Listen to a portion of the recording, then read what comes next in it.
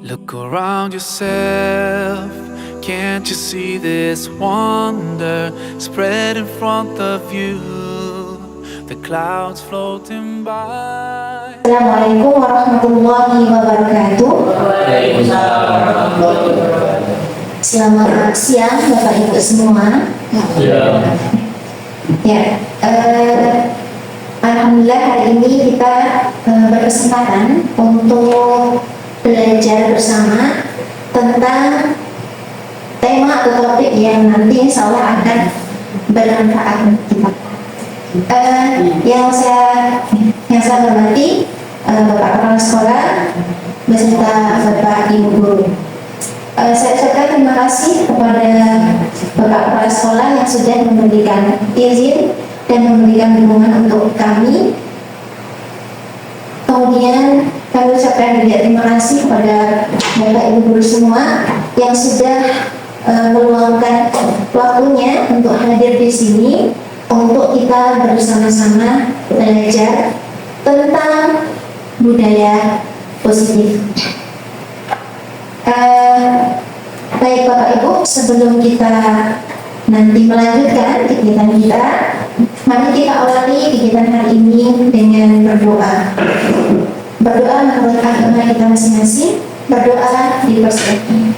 Baik Bapak Ibu, untuk mengawali kegiatan diskusi hari ini, karena kami di sini berdua, ada saya Bu Aksus Purwila dan ada Bu Eko Tri Suyanti, maka nanti konsep-konsep yang akan kami sampaikan akan kami sampaikan berdua. Nah, untuk mengawalinya, maka konsep budaya positif akan disampaikan terlebih dahulu oleh Bu Eko. Kepada Bu Eko dipersilakan. Ya, terima kasih Bu Aksus atas waktunya. Bapak Ibu Guru semua, di sini kita akan belajar tentang budaya positif. Jadi di dalam budaya positif ini, kenapa sih kita harus belajar? Karena semakin meningkatnya pendidikan, tuntutan kita sebagai guru itu sekarang dituntut untuk memiliki kemampuan dalam memajukan budaya positif di sekolah. Nah, untuk mempelajari budaya positif ini ada beberapa konsep, ada beberapa hal yang akan kita pelajari di sini. Jadi Bapak Ibu ini nanti mohon maaf jika mengambil waktu Bapak Ibu lama. Jadi ada 6 konsep inti untuk kita belajar budaya positif. Yang pertama yaitu disiplin positif, yang kedua motivasi perilaku manusia, yang ketiga keyakinan sekolah atau keyakinan kelas, yang keempat kebutuhan dasar manusia, yang kelima posisi kontrol guru, dan yang keenam restitusi. Untuk yang pertama yaitu disiplin positif. Untuk disiplin positif itu nanti akan disampaikan oleh Bu Aksus. Silakan Bu Aksus. Ya, memang berdiri ya.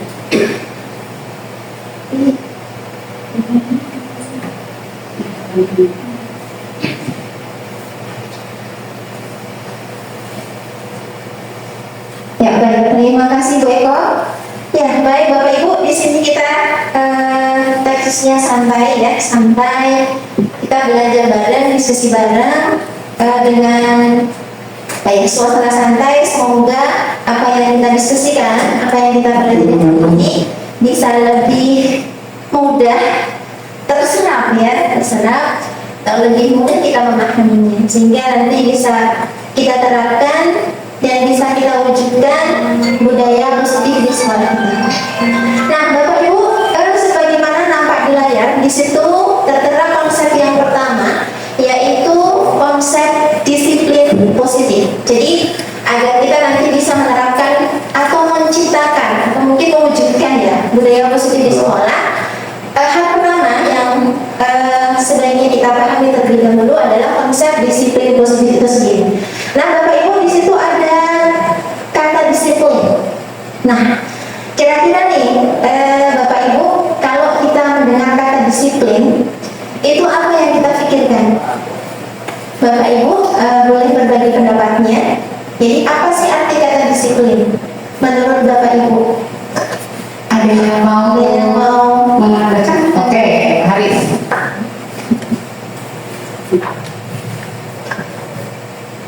kasih izin menjawab. Untuk disiplin itu adalah mengikuti ketentuan yang berlaku.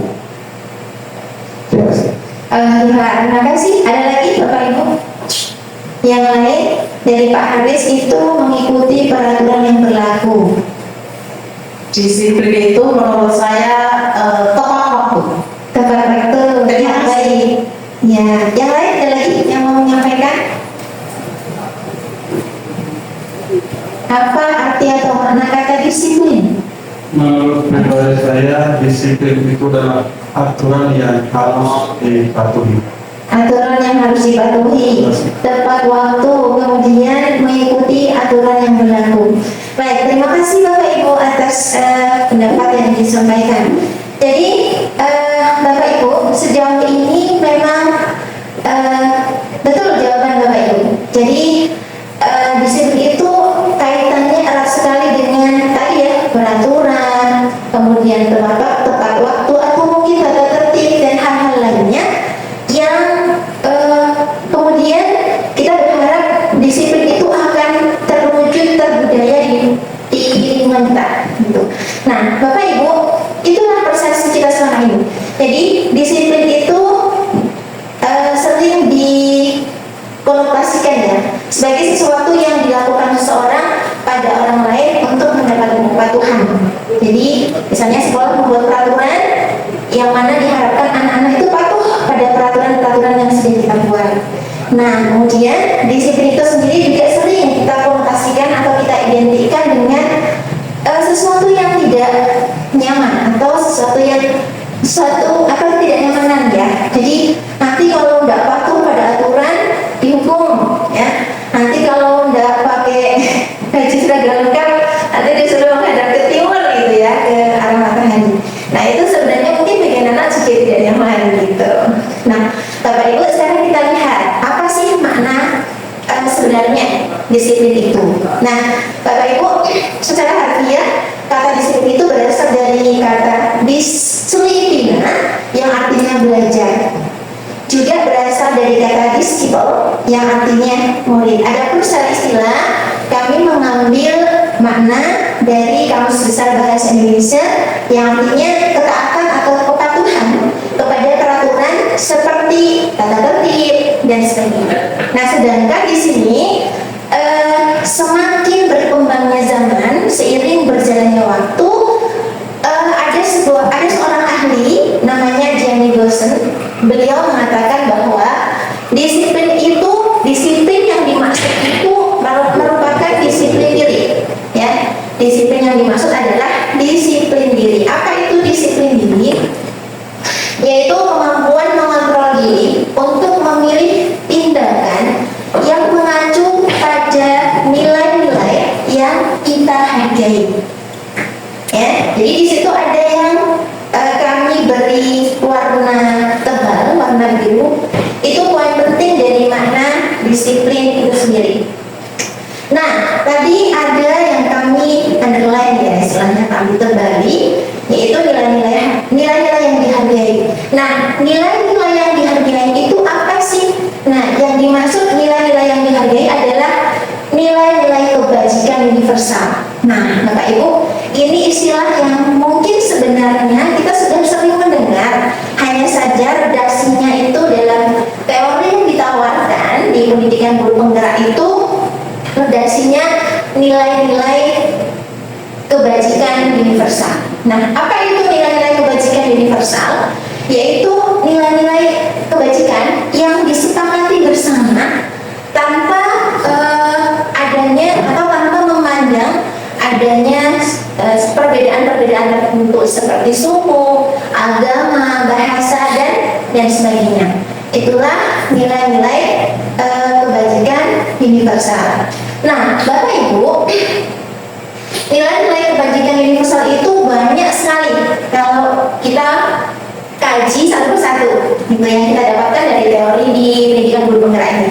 Nah, tapi di sini kami contohkan yang selaras dengan kurikulum yang kita terapkan di sekolah kita atau yang ditawarkan oleh pemerintah, yaitu kurikulum Merdeka. Nah, di dalam kurikulum Merdeka itu nilai-nilai kebajikan yang disampaikan yang ada di kurikulum, yaitu profil pelajar Pancasila. Nah, itulah nilai-nilai kebajikan universal yang nanti harapannya bisa kita wujudkan pada diri anak, sehingga anak-anak nanti harapannya bisa berperilaku sebagaimana dimensi-dimensi yang ada di profil pelajar Pancasila, seperti itu. Ya, itu jadi ada apa itu disiplin, kemudian apa itu nilai kebajikan universal yang nanti akan mengarahkan kita kepada pemahaman menciptakan budaya positif di sekolah. Nah, Bapak Ibu masih ingat kan dimensi-dimensi di profil pelajar Pancasila? Hasilnya Biar kita ingat lagi, kita nyanyi aja yuk. ayo berdiri Bapak Ibu, biar menghilangkan ketegangan. Sepertinya Bapak Ibu ini tegang atau kami yang tegang. Ya. Oke, kita nyanyi dulu ya. Kayak Ya, ada role modelnya nih, Bu Eko. Ya, kita nyanyi dulu nih, Bapak. 1, 2, 3. Belajar Pancasila, beriman dan bertakwa pada Tuhan Yang Esa, dan berakhlak mulia, berkebinekaan global, gotong royong mandiri, kreatif dan dermawan diri.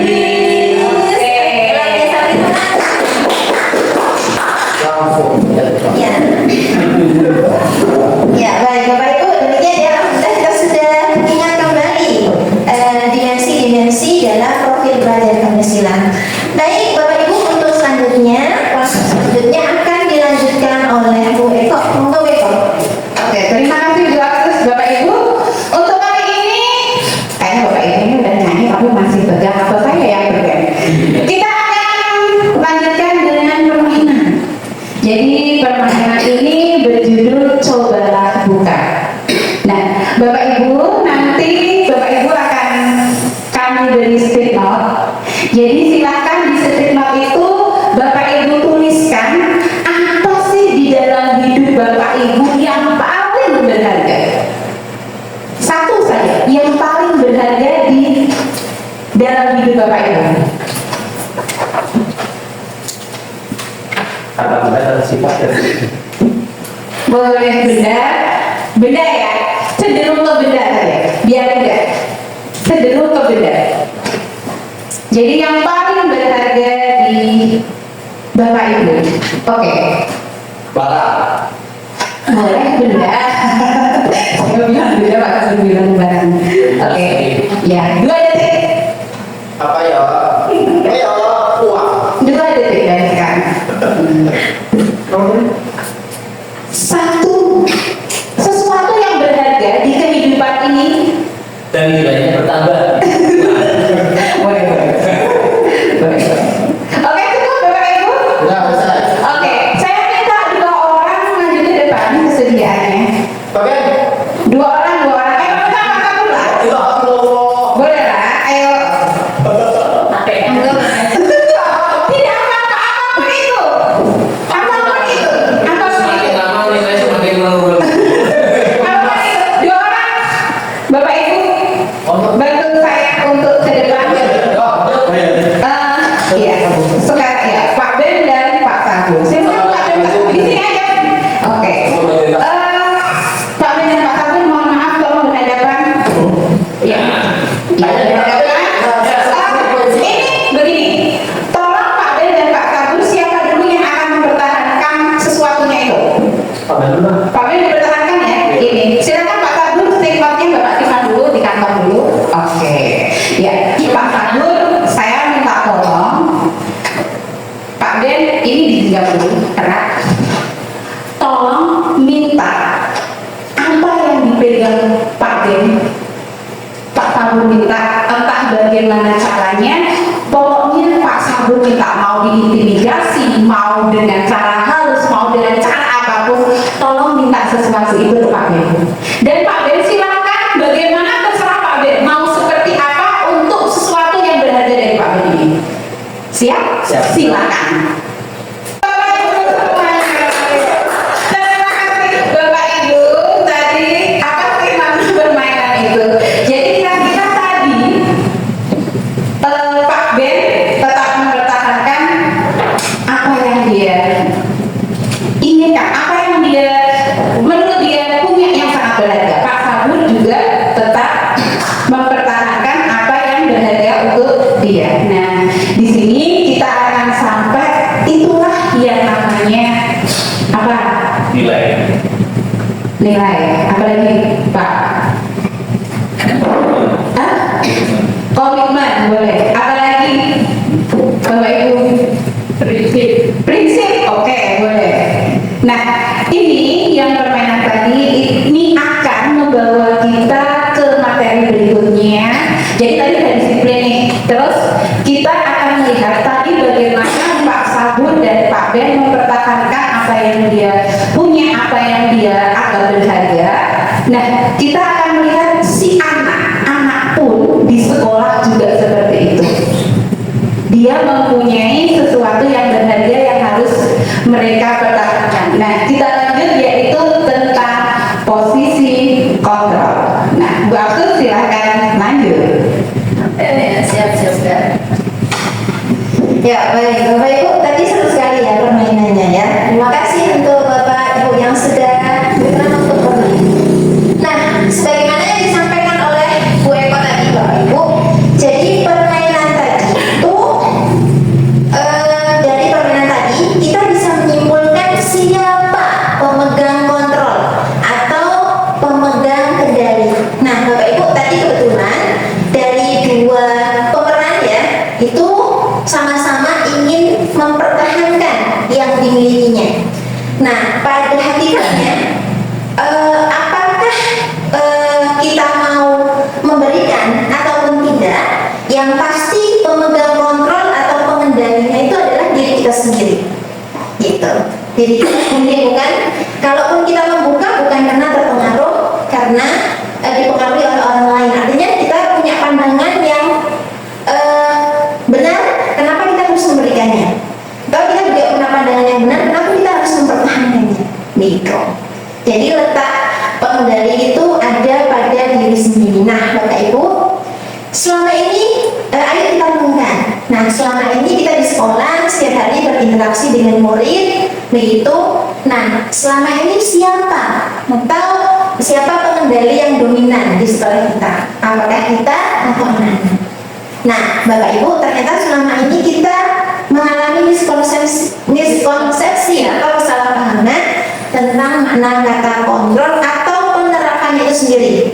Jadi selama ini kita menganggap bahwa kita itu bisa mengontrol murid, ternyata tidak.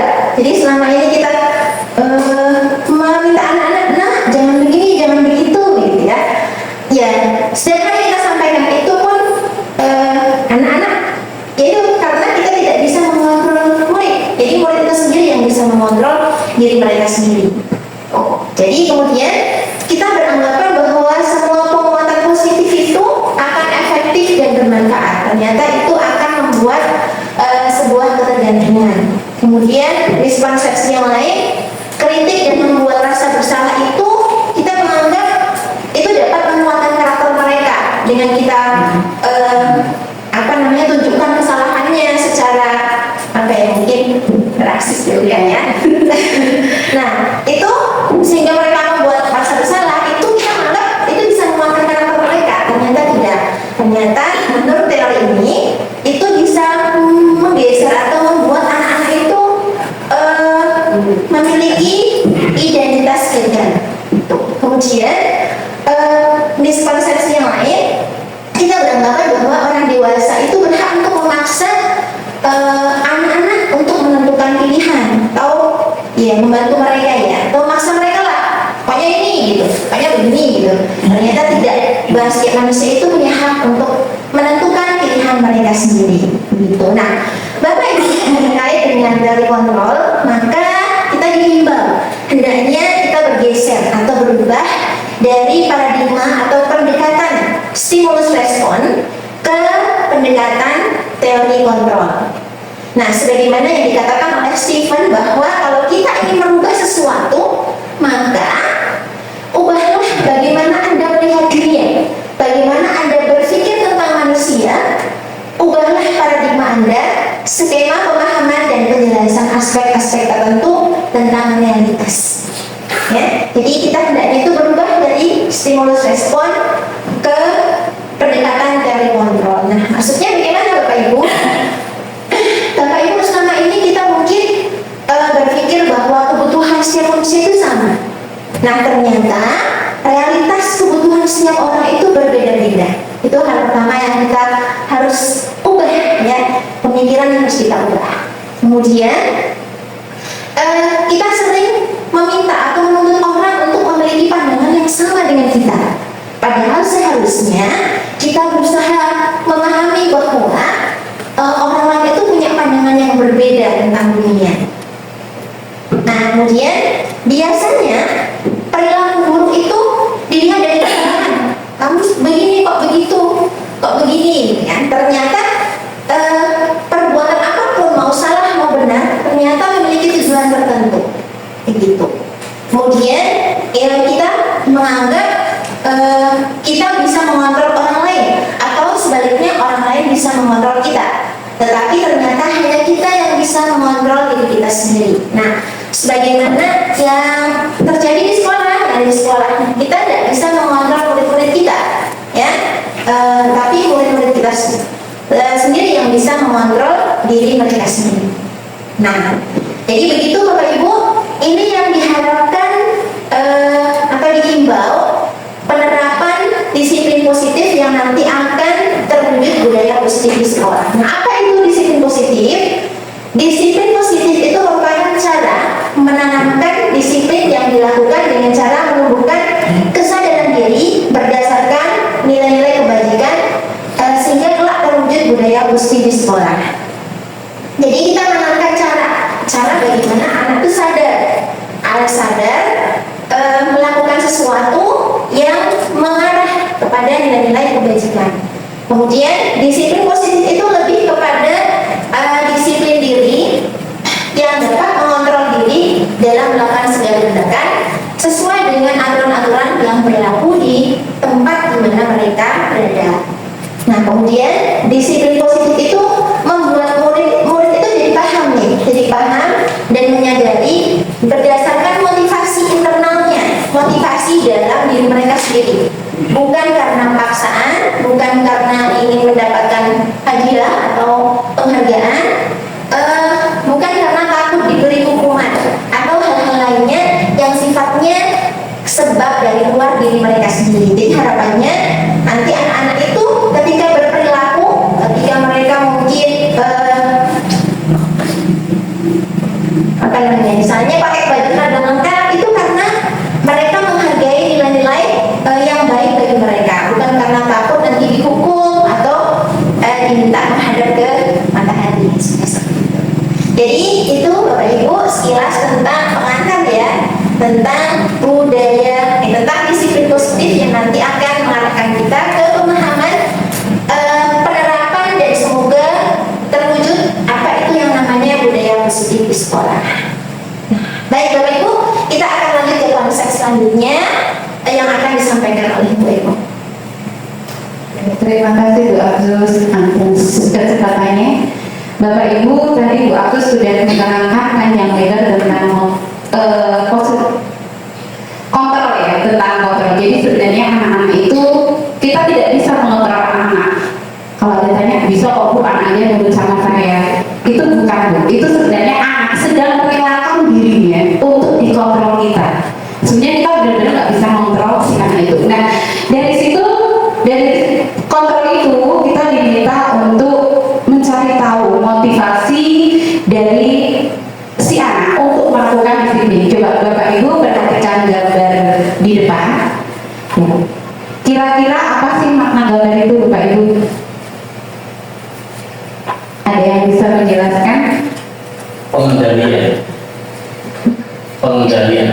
Pengendalian, oke, boleh. Pengendalian. Ada lagi Bapak Ibu? Mengarahkan. Ya? Mengarahkan. Ada lagi? Bisa sih. Bu Susi, Bu Wida, apa sih makna dari gambar itu? Itu gambar apa sih Bapak Ibu? Keledai. Terus depannya Kasihan wortel. wortel, gitu. Terus ada, Sehat mata saya. iya. Terus ada apa lagi tuh? Cambuk. Cambuk, betul, betul. Memang itu seperti cambuk ya. Memang cambuk itu sebenarnya. Iya. Oke. Jadi makna tadi sudah betul dari jawaban Pak Ali mengendalikan dan Pak Haris tadi mengarahkan. Oke, jadi dari sini makna dari gambar tersebut adalah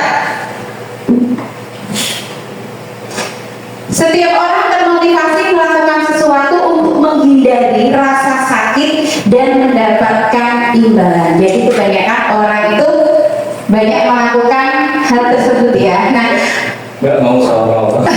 ya betul, motivasinya memang seperti itu. Nah, apa alasan seseorang untuk melakukan sesuatu? Nah, alasannya tadi ya Bapak Ibu, anak itu melakukan sesuatu. Kita kembali ke siswa. Kenapa sih siswa itu melakukan sesuatu? Itu kenapa? Alasannya apa? Yang pertama, rata-rata alasannya adalah ketidaknyamanan. Nah, ketidaknyamanan ini banyak berhubungan dengan hukuman. Iya nggak Bapak Ibu? Iya, kebanyakan seperti itu. Jadi alasan pertama, aku mau nurut sama bu guru biar gak dihukum. Aku mau nurut sama Pak Ben biar gak disuruh lari. Oke, itu alasan yang pertama. Nah, alasan yang kedua yaitu penghargaan atau hadiah. Jadi motivasi kedua, anak menurut dengan gurunya, disiplin dengan gurunya, itu motivasi kedua adalah karena penghargaan atau reward dari gurunya. Oh ya, jadi aku mau nurut. Kenapa guru jadiin ada bintang? Nah, itu motivasi yang kedua. Motivasi yang ketiga yaitu motivasi atas kesadaran diri. Nah, motivasi kesadaran diri inilah yang diminta di disiplin positif. Jadi si anak itu mengikuti aturan atau disiplin yang ada di sekolah itu yang diminta adalah karena kesadaran diri mereka sendiri, bukan karena hukuman, ketidaknyamanan atau penghargaan. Nah, Bapak Ibu, sekarang kita lihat dalam setiap disiplin itu kan biasanya kita ada hukuman, yang lebih halus lagi itu ada konsekuensi, iya. Padahal ini sama nggak Bapak Ibu? Hukuman dan konsekuensi itu mirip. Berarti ada yang tidak sama ya. Dan yang ketiga ada restitusi. Ya, kita akan lihat satu-satu. Hukuman itu apa? Hukuman itu bentuk sanksi yang diberikan sebagai akibat langsung dari tindakan melanggar hukum atau aturan.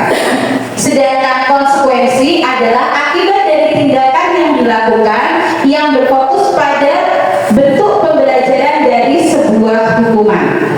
Sedangkan restitusi itu proses menciptakan kondisi bagi murid untuk memperbaiki kesalahan mereka sehingga mereka bisa kembali pada kelompok mereka dengan karakter yang lebih kuat. Nah, ini perbedaan antara hukuman, konsekuensi, dan restitusi. Bapak Ibu, saya punya cerita. Silakan Bapak Ibu sebutkan apakah itu hukuman, apakah itu restitusi, ataukah itu konsekuensi. Yang pertama, saya minta Pak Kapolda untuk membacakan.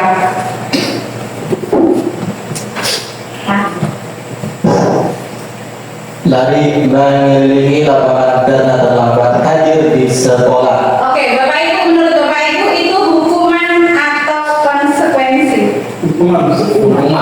Hukuman. Kita cek dulu, Bu Aksus. Oke, betul. Baik, yang kedua. Yang kedua, membersihkan coretan yang dibuatnya di meja tulis. Hukuman. Itu adalah konsekuensi karena dia membuat sendiri. Maka jawabannya konsekuensi. Oke, kita lihat lagi Bu Aksus. Oke, betul. Konsekuensi. Jadi Bapak Ibu ini sudah paham ya. Lanjut Bu Aksus, soal ketiga, Bu Susi. Ya. Baca dulu.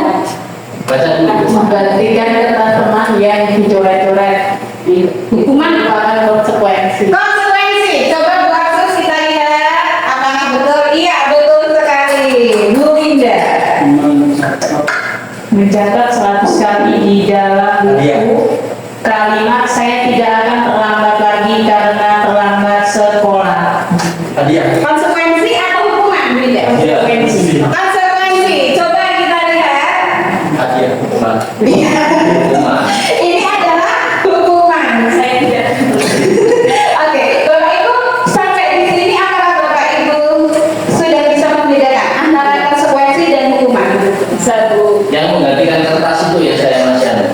Seharusnya menggantikan kertas teman yang dicoret-coret olehnya. Artinya kertas itu milik dia atau milik temannya. Oh iya ya Pak ya. Ya, kita tambahkan ini ya Pak. Kalimat kepunyaan belum terlihat di situ ya. Oke Pak Adin. Terima kasih untuk masukannya. Oke. Jadi Bapak Ibu sudah paham ya untuk hukuman dan konsekuensi. Jadi kalau konsekuensi itu mirip tadi bilang Pak Aris mirip dengan hukuman. Cuma kalau konsekuensi itu sesuai dengan kesalahan si anak. Contoh, misalnya gini. Saya anak tidak pakai topi. Terus saya suruh anak itu lari 10 kali putar lapangan. Itu hukuman atau konsekuensi? Hukuman. Itu hukuman. Tapi saat Pak B melaksanakan olahraga di lapangan, si anak ini waktu pemanasan dia bermain sendiri. Dia tidak melihat temannya, bahkan dia mengganggu temannya. Nah, Pak B memberikan dia meminta dia untuk berlari putar lapangan karena dia tidak melakukan pemanasan. Itu konsekuensi atau hukuman? Konsekuensi. Konsekuensi karena pas, jadi karena itu pelajaran PJOK ada hubungannya. Dia nggak pemanasan nih tadi. Nah Pak Ben oke lah tak suruh pemanasan, dia diberi konsekuensi karena mengganggu dengan berlari.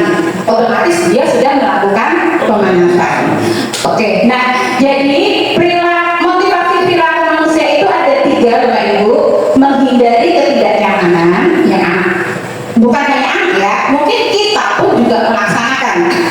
Saya nggak nyaman, daripada saya dihukum, daripada saya dapat surat SP, udah ikut aja deh. Tuh. Yang kedua, mendapatkan imbalan. Dan yang ketiga, motivasi ketiga yaitu menghargai diri sendiri.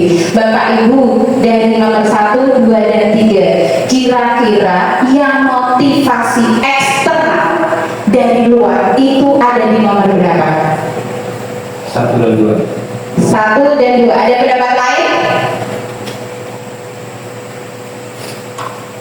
Tidak ada? Berarti setuju ya? Motivasi eksternal atau motivasi intrinsik itu ada di nomor 1 dan nomor 2. Jadi anak pun mematuhi peraturan kita itu ada motivasi intrinsiknya, yaitu biar terhindar dari hukuman, yang kedua mendapatkan imbalan. Nah, yang ketiga ini motivasi intrinsik atau motivasi dari dalam diri si anak. Jadi Bapak Ibu, kita itu diminta memunculkan motivasi intrinsik si anak untuk mematuhi disiplin yang ada di sekolah. Jadi anak ini mematuhinya bukan karena dia takut, bukan karena dia biar dapat reward dari gurunya, tapi motivasi yang ada di dalam diri si anak itu sendiri.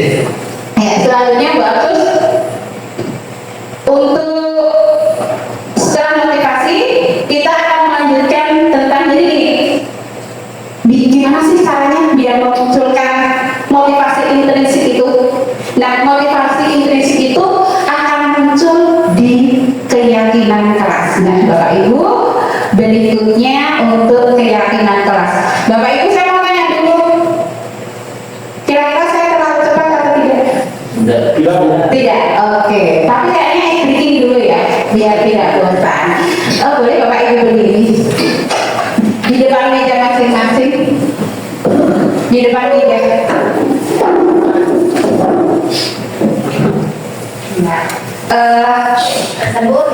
Pak Kabur boleh meningkat begini. Nah, Bu Akses boleh ikut. Nah, di sini Bapak Ibu sudah tahu namanya kan? Nama Bapak Ibu guru masing-masing. Iya. Di sini saya mau punya SBD sedikit, tapi ini mohon maaf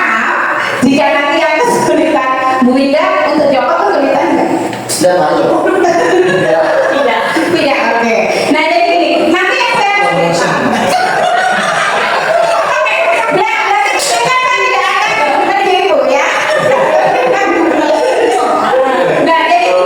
jadi saya akan bilang gini, misalnya nih contoh, saya tembak dok Pak Ben berjokok. Nah, Pak Haris dan Pak Adi harus menyebutkan nama temannya. Jadi Pak Haris menyebutkan nama Pak Adi menyebutkan nama Pak Haris. Siapa yang paling cepat duluan? Siapa yang akan cepat duluan menyebutkan nama temannya? Oh, gitu. Kan? Kalau saya menyebut Pak Haris. Ya, Pak Haris menyebut Pak Adi. Ya. Sampai dulu nggak boleh harus ini diserah di antara yang saya tembak. Oke, Pak? Oke, yang pertama itu konsentrasi dimulai. Pak Aris.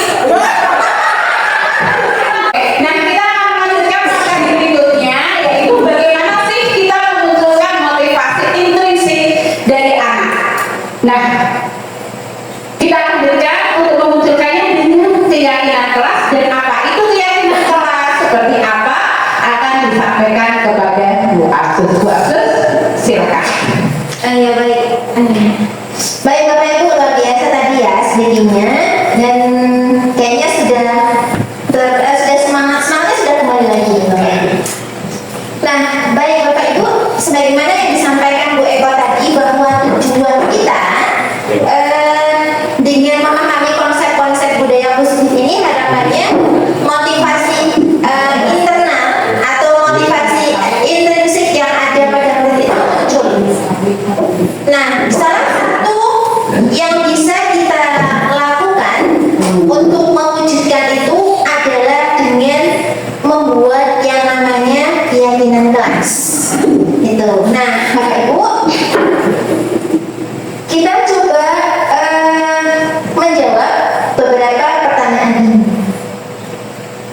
Mengapa kita memakai helm saat berkendara? Kira-kira kenapa Bapak Ibu? Ini razia polisi. Untuk keselamatan. Itu dirasakan. Ada lagi Bapak Ibu, Mematuhi peraturan lalu lintas. ya, mematuhi peraturan lalu lintas. Baik, kita lanjutkan pertanyaan kedua.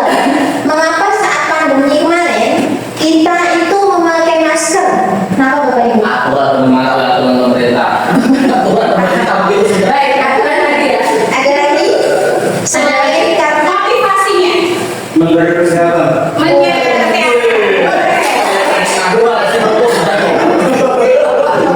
kemudian pertanyaan ketiga, mengapa? Ya, mengapa kita itu datang tepat waktu, Bapak Ibu? Kira-kira Disiplin. disiplin, biar gak dihukum. Ya. Karena itu sudah tertanam di otak saya nih. Ya, baik Bapak Ibu, terima kasih atas jawaban-jawabannya. Tadi ada jawabannya Pak Ben untuk keselamatan, untuk kesehatan, untuk apa lagi tadi ya? Karena agar tertanam disiplin pada diri kita sendiri. Nah, jadi jawaban Pak Ben tadi Bapak Ibu, kalau kita lihat, itulah keyakinan yang ada pada diri Pak Ben. Jadi keyakinan yang muncul dalam diri Pak Ben bukan karena pihak luar, bukan karena tadi hanya mematuhi aturan pemerintah, atau bukan karena takut dihukum kalau datangnya terlambat, itu bukan. Tetapi karena yakin bahwa dengan melakukan memakai helm saat berkendara, maka kita akan selamat dari hal-hal yang tidak diinginkan. Kemudian dengan tadi memakai masker, maka kesehatan kita akan lebih terjaga. Kemudian dengan datang tepat waktu, maka kita akan lebih disiplin. Gitu. Nah, Bapak Ibu, inilah yang dinamakan dengan nilai-nilai kebajikan. Nilai-nilai kebajikan universal yang tadi kita sudah bahas sekilas ya di konsep disiplin positif, begitu. Nilai-nilai kebajikan universal. Nah, Bapak Ibu, kenapa yang ditawarkan di sini itu adalah keyakinan, bukan peraturan? Padahal selama ini kita gitu ya. Kita merasa nah ternyata yang ditawarkan di sini keyakinan bukan peraturan. Mengapa keyakinan? Karena Bapak Ibu, keyakinan itu merupakan sebuah kesepakatan dari semua pihak, jadi bukan hanya satu pihak saja, sehingga itu diharapkan akan memunculkan motivasi internal pada diri murid. Itu jadi karena merasa ikut andil dalam pembuatan keyakinan, dalam membuat kesepakatan, maka nanti itu akan memunculkan motivasi dari diri murid untuk menjalankannya. Seperti itu. Kemudian keyakinan kelas ya, itu fokus pada nilai-nilai kebajikan universal. Gitu. Nah, Bapak Ibu, sekarang kita lihat di sini ada beberapa pernyataan berisi peraturan-peraturan yang sering kita temui di sekitar kita, terutama di sekolah mungkin ya. Nah, kira-kira pernyataan-pernyataan tersebut itu nilai kebajikannya apa? Gitu. Karena sebenarnya peraturan-peraturan yang sudah kita buat pun di sana terkandung nilai-nilai kebajikan. Hanya saja itu kalau peraturan itu dibuat oleh satu pihak saja, bukan atas kesepakatan bersama. Nah, sekarang kita lihat nih peraturan-peraturan tersebut itu sebenarnya nilai kebajikan apa yang ingin kita tuju, gitu. Nah, ternyata ada gitu. Sebagaimana keyakinan kelas yang nanti kita akan terapkan, akan buat dan terapkan. Nah, yang pertama, kembalikan barang ke tempatnya. Kira-kira nilai kebajikan yang akan dituju dari peraturan itu apa? Tanggung jawab. Coba kita cek ya. Jadi dalam satu peraturan ini Bapak Ibu bisa ada satu atau dua nilai kebajikan di dalamnya. Oke, tadi yang pertama adalah tanggung jawab. Ya, kita lihat jawabannya. Ya, betul Bapak Ibu, tanggung jawab. Harusnya bisa muncul. Harusnya bisa. Iya. Anak panah ke bawah atau ke kanan. Mungkin belum di Oke. Harus tuanya kayaknya. Ya, tadi betul sekali ya, jadi Pak Sabur, nilai-nilai kebajikan yang ingin kita tuju atau yang ingin kita munculkan pada diri murid itu adalah nilai tanggung jawab. Kemudian yang kedua, dilarang mengganggu orang lain. sopan, menghormati. Dia tidak tahu boleh semangat ya. Ya, betul sekali ya. Jadi nilai kebajikan dari peraturan yang kedua itu adalah menghormati. Kemudian yang ketiga, bergantian atau menunggu giliran. Sabar. Sabar. Baik. Nilai kebajikan apa yang diharapkan muncul pada diri murid? Ternyata menghormati juga. Mau bersabar baru menghormati. Menghormati sopan. Kemudian yang keempat, dilarang merokok. Kira-kira apa nilai kebajikan? Ya, begini. Kesehatan. Jaga kesehatan. Oh iya, benar sekali. Jaga kesehatan. Ya. Kemudian yang terakhir, gunakan masker. Masker ini aku dulu. Kira-kira apa? Ibu-ibu nih, suaranya belum muncul. Menjaga polusi udara.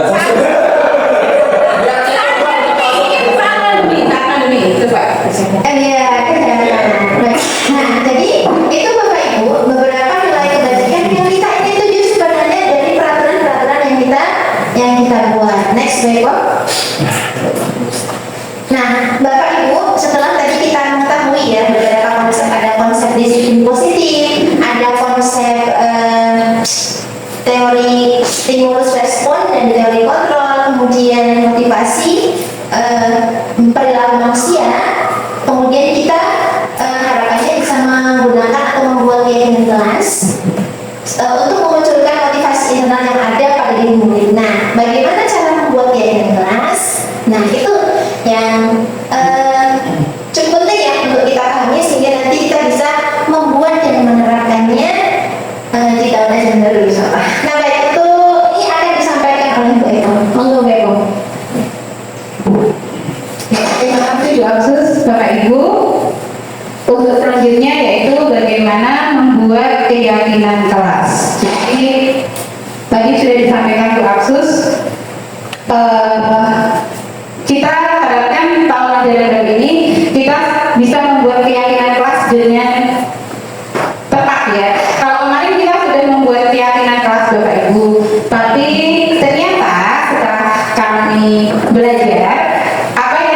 positif itu masih berbentuk peraturan, bukan keyakinan. Nah, yang pertama yang akan kita lakukan, jadi kita kita baca dulu ya, kita terangkan, kita urutkan dulu. Yang pertama yaitu Bapak Ibu harus berdiskusi tentang peraturan yang perlu disepakati. Jadi saat Bapak Ibu wali kelas membuat keyakinan kelas, itu harus tanya dulu, diskusi dengan anak. Tidak boleh istilahnya kita ini langsung bikin sendiri, anak harus menyetujui, bukan seperti itu, tapi kita berdiskusi tentang peraturan yang perlu disepakati. Yang kedua, mencatat semua masukan para murid atau warga sekolah. Jadi Bapak Ibu guru, nanti si anak ini suruh mencatat nih peraturan-peraturan apa di sekolah yang akan disepakati. Nah, jika di kelas kecil, kelas 1, 2, 3 itu kan kemungkinan masih susah ya untuk menuliskan, tapi dia tahu nih karena mungkin ada yang dari PAUD atau bahkan tidak dari PAUD pun dia melihat kayak kakaknya, oh peraturan di SD itu ini contohnya, itu Bapak Ibu bisa menuliskannya. Berikutnya yaitu mengganti kalimat bentuk negatif menjadi kalimat positif. Contoh, jangan membuang sampah sembarangan. Itu menjadi kalimat positifnya, buanglah sampah di tempat sampah. Itu kalimat positifnya. Jadi di keyakinan kelas ini kita tidak menggunakan lagi kata-kata negatif, tapi diubah menjadi kata positif. Bu, bagaimana si anak ini jika dalam menyebutkan peraturannya itu sudah menggunakan kata positif? Ya udah, nggak usah kita ubah aja. Tapi jika masih menggunakan kata negatif, misalnya jangan berlari di dalam kelas, itu kira-kira positif atau negatif, Bu? negatif. Negatif, iya, karena masih menggunakan kata jangan. Nanti kita kira-kira apa lagi? Kalimat positifnya apa kira-kira? Jangan berlari di dalam kelas, gitu. Tidak berlari saat di kelas. Mana kata tidak? Jalan saja nak, jalan saja nak, boleh? Bentuk tulis nanti Pak, itu akan jadi bentuk. Nanti akan jadi kita kan sering nih pakai kata jangan. Nah, diharapkan Pak ini jangan pakai kata negatif, tapi diubah menjadi kata positif. Misalnya kalau tadi kan jangan berlari di kelas, boleh nggak kita ubah di kelas berjalan atau berjalan di kelas? Itu seperti itu. Saat di kelas Berjalan. kalau di hanya boleh berjalan nggak bisa nggak? Hanya boleh berjalan. Hanya boleh berjalan. Bapak Ibu gimana kalau hanya boleh berjalan?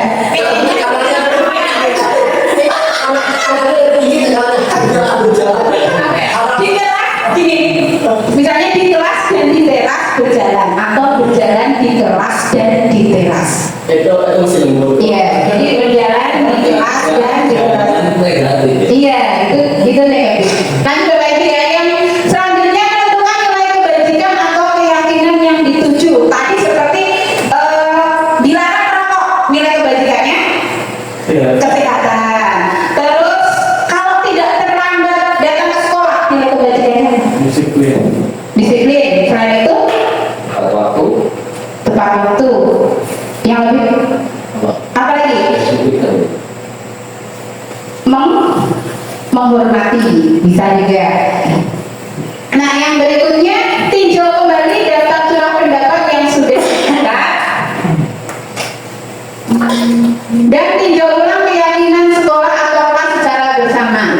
Warga sekolah menyetujui dengan menandatangani keyakinan kelas tersebut. Jadi nanti setelah diubah menjadi nilai kebajikan, nanti ditandatangani oleh semua warga yang ada di situ, yang tadi sudah bersama-sama menyusun keyakinan sekolah atau keyakinan kelas. Nah, kalau belum bisa tanda tangan, kelas 1 kemarin sih pakai cap jempol, mencoba pakai cap jempol. Nah, ini contoh keyakinan kelas untuk kelas 1. Nah, ini menyapa teman dan guru setiap hari, mendengarkan ketika orang lain berbicara. Ini peraturan atau keyakinan?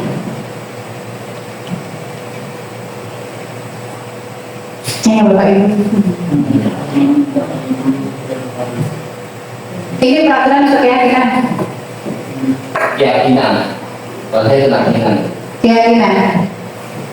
Keyakinannya menyapa teman dan guru setiap hari, keyakinannya menghargai ya. Nilai kebajikannya menghargai. Berikutnya mendengarkan ketika orang lain berbicara, itu nilai kebajikannya juga menghargai. Jadi nilai kebajikan dua peraturan ini itu sama, yaitu menghargai. Nah, saat membuat keyakinan kelas, kita tidak usah satu-satu nih Bapak Ibu menuliskan, tapi yang mempunyai satu nilai kebajikan yang sama bisa kita rumuskan dalam satu kalimat, yaitu setiap anggota kelas perlu saling menghargai. Nah, jadi hanya satu saat. Jadi tadi peraturan diubah menjadi kalimat positif. Dari kalimat positif, di situ kita cari nilai kebajikannya apa. Nah, saat nilai kebajikannya sama, berarti dia menggunakan satu keyakinan yang sama. Jadi dia bernaung di satu payung gitu loh. Jadi hanya satu, setiap anggota kelas perlu saling menghargai. Dan keyakinan kelas yang diminta Bapak Ibu itu paling banyak itu hanya 10. Jadi kita kan banyak sekali nih.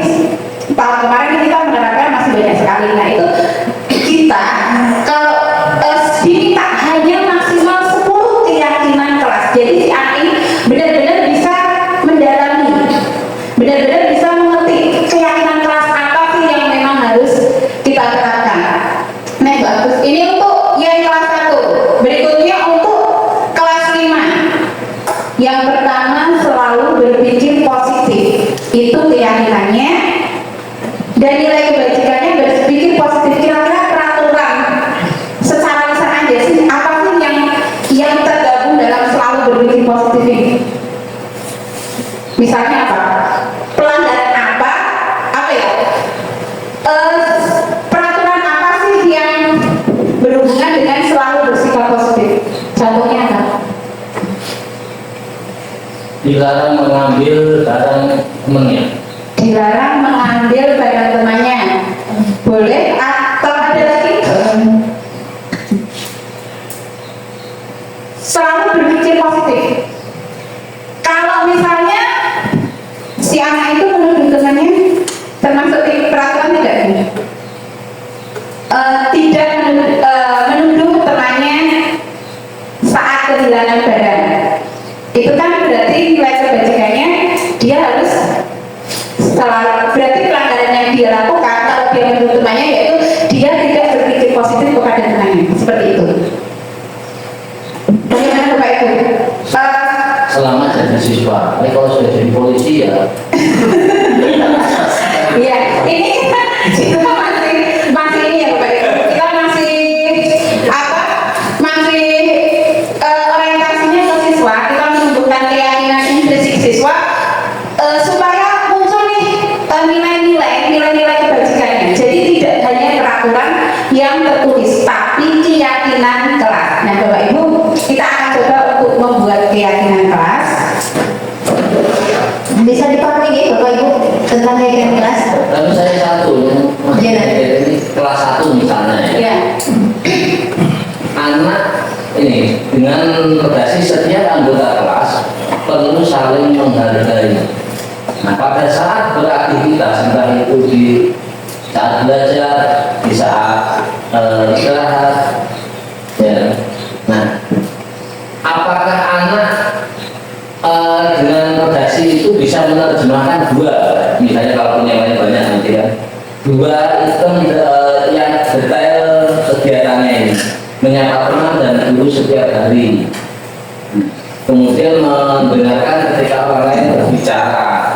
Ini kan juga ketika di kelas, ketika belajar, untuk mengingatkan kembali saat siswa misalnya mendengarkan ya, saat kita menjelaskan ada anak ibu sendiri atau gojekan sendiri, itu anak spontan ini mereka mengerjakan itu. Tapi ketika mengingatkan itu, ingat keyakinan kelas kita anak-anak bahwa kita harus saling menghargai sehingga dia berintrospeksi diri, cara menghargai diri sendiri dengan mengikuti keyakinan kelas ini kan caranya. Iya. Nah, bagaimana anak menyadari itu dengan redaksi itu, Iya. memahami gambarannya gimana? Ya, jadi gini ya, mungkin gini Pak Adin. Pak Adin mau gimana sih si anak itu biar tahu kesalahannya dengan kayak kalimat setiap anggota kelas perlu saling menghargai. Jadi begini, Bapak Ibu, makanya tadi kenapa sih kita libatkan anak? Jadi si anak dulu nih Pak yang menyebutkan peraturan itu. Jadi gini, nanti kita praktek aja. Jadi Bapak Ibu, nanti tolong sebutkan peraturan kelas. Bu Eko, maaf saya ini ya, mungkin menambahkan. Ini sebenarnya ini bukan peraturan ya, lebih kepada perilaku yang diharapkan muncul pada diri murid terkait dengan satu nilai kebajikan. Ini contohnya kan, ya, ini keyakinan kelas ya, yang berwarna kuning ini keyakinan kelas. Jadi keyakinan itu redasinya hanya satu, tetapi itu terdiri dari beberapa perilaku yang diharapkan muncul dari dalam murid itu gitu. Jadi nanti bisa beberapa tergantung kesepakatan yang ada dari murid dan wali kelas ya dalam hal ini kalau kesepakatan kalau keyakinan kelas. Nah jadi ini perilaku yang diharapkan muncul ya, bukan peraturan. Redasinya sudah berbeda, bukan peraturan. Ini sudah masuk ke perilaku. Tuh. Termasuk tata tertib bukan? Redasinya bukan tata tertib, tapi kesepakatan. Jadi Perilaku yang tidak disepakati. ada peraturan, tidak ada tata tertib kelas, yang ada keyakinan kelas, keyakinan sekolah. Iya, betul Pak. Diharapkan yang muncul adalah keyakinan kelas dan keyakinan sekolah. Jadi Bapak Ibu, kita akan mencoba dulu ya Bapak Ibu membuat satu keyakinan kelas. Jadi silakan Bapak Ibu tulis nanti sikat atau apa tadi? Tuliskan Peraturan ya, yang ada di sekolah ini. untuk siswa atau guru. Kita fokus untuk siswa dulu ya Bapak Ibu biar kita mempraktekannya untuk tahun depan. Iya. Biar tidak keliru kita membuat keyakinan kelas. Nomor 11 bulan depan. Bulan depan. Itu bukan tahun depan. Satu. Iya. Satu, tiga, empat, lima, enam. Iya, Pak. Silakan tulis peraturan. Peraturan untuk siswa. Kemudian nanti ditempel di bagian paling atas ya, paling atas itu bagian peraturan. Iya. Nanti ditempelkan di sini Bapak Ibu. Iya, peraturan. Satu, dua, tiga, empat, lima, enam. Satu saja ya Bapak Ibu. Jadi Bapak Ibu masing-masing menuliskan satu saja peraturan yang perlu ya, yang diperlukan di sekolah. Untuk si anak itu di kelas lah, kita di kelas dulu juga nggak apa-apa, biar lebih spesifik. Nanti yang udah silakan ditempel di sini Bapak Ibu.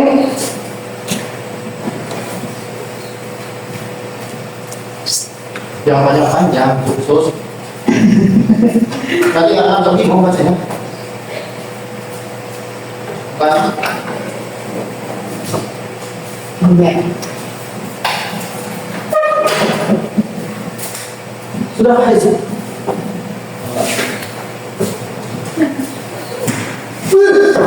Macam mana ini?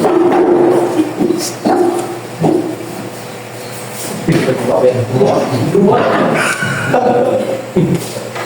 Ya, Bu Susi tidak mengalami kita kan Bu Susi? Bu Susi ini, kita mau dari gerakan. Ya, amin. Luar biasa. Iya. Dan tentunya memang kita terapkan ya Bapak Ibu supaya kita tidak salah dalam membuat keyakinan kelas. Oke, yang pertama menggunakan seragam merah putih lengkap di hari Senin. Ini dari peraturan Bapak Ibu tadi. Nanti akan diubah menjadi kalimat positif. Namun jika ini sudah merupakan kalimat positif, tidak. Anak pun nanti di anak pun tidak usah diubah. Kalau itu sudah merupakan kalimat positif. Oke, yang pertama menggunakan seragam merah putih lengkap di hari Senin. Apakah perlu diubah menjadi kalimat positif? Positif. Tidak ya, ini sudah oke. Oke, saya pindah ke sini.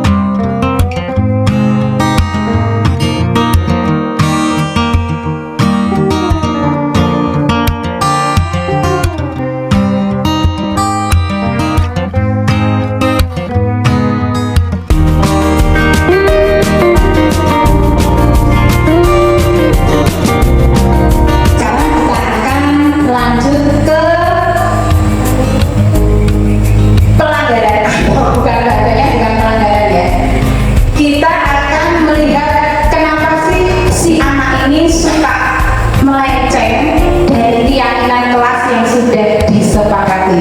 Apa sih yang membuat mereka melenceng? Apa sih yang membuat mereka kok tidak menjalankan keyakinan kelas kita? Itu apa? Nah, untuk selanjutnya yaitu tadi, apa sih yang membuat anak itu melenceng? Itu karena kebutuhan dasarnya tidak terpenuhi. Untuk kebutuhan dasar, silakan Bu Apsus untuk melanjutkan.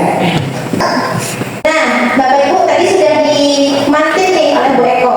Kenapa manusia atau orang itu kadang ya melanggar suatu atau melanggar aturan. Nah, ternyata Bapak Ibu setiap manusia itu punya kebutuhan yang berbeda nih, setiap manusia, setiap individu atau di sekolah, setiap murid itu punya kebutuhan dasar yang ingin mereka penuhi, entah mereka itu berbuat kesalahan atau berbuat sesuatu yang benar gitu. Jadi karenanya mereka akan memenuhi kebutuhan mereka dengan cara-cara mereka gitu. Ya, baik Bapak Ibu, berikut kebutuhan-kebutuhan dasar yang pada dasarnya ingin dipenuhi oleh manusia itu sendiri. Yang pertama, manusia butuh untuk bertahan hidup. Kemudian yang kedua, manusia itu punya kebutuhan untuk disayang atau diterima di lingkungan sekitar. Kemudian yang ketiga, manusia itu punya kebutuhan untuk diakui atas kemampuan yang dimilikinya. Kemudian manusia itu punya kebutuhan untuk menentukan pilihannya sendiri tanpa paksaan dari orang lain atau pihak manapun. Kemudian manusia itu punya kebutuhan untuk merasa senang. Nah, Bapak Ibu, ternyata kalau murid kita itu melakukan pelanggaran atau mungkin kalau tadi kita sudah membahas keyakinan kelas ya, mereka melakukan sesuatu yang tidak sesuai dengan keyakinan kelas yang sudah dibuat, berarti ada nih kebutuhan mereka yang tidak terpenuhi atau belum terpenuhi. Nah, ini contoh satu contoh kasus. Nanti kita akan lihat kebutuhan apa sih yang dibutuhkan oleh siswa yang ada di contoh kasus tersebut. Nah, baik Bapak Ibu, saya minta bantu untuk dibacakan kasusnya atau contoh kasusnya. Bu Linda.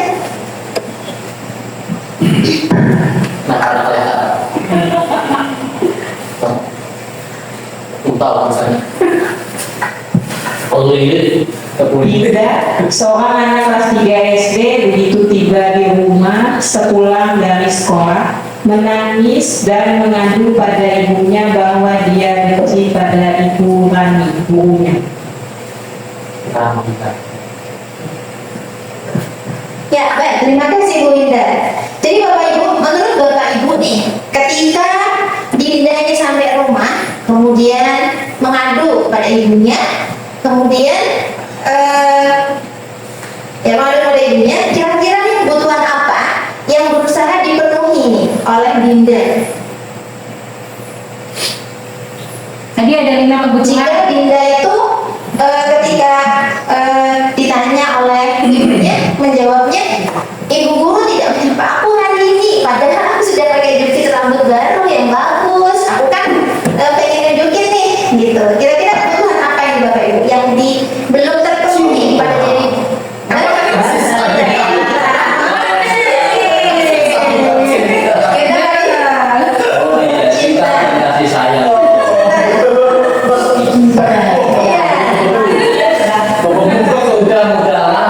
Sanjungan kepada orang sekitar kita. Karena kan butuh. Iya, jadi ternyata Dinda ini Sanjung BR. ternyata Nak Dinda ini dia ada kebutuhan yang belum dia penuhi atau tidak terpenuhi ketika di sekolah tadi, yaitu dia ingin disayang oleh gurunya gitu. Nah, kita lanjut Bapak Ibu. Di sini ada contoh kasus kedua nih.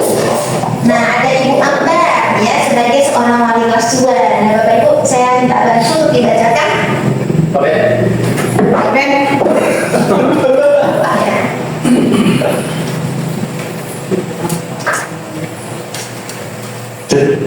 Ibu Ambar, guru wali kelas 2A di SD Pelita Hati, sedang bingung menghadapi ulah salah satu murid di kelasnya, Doni.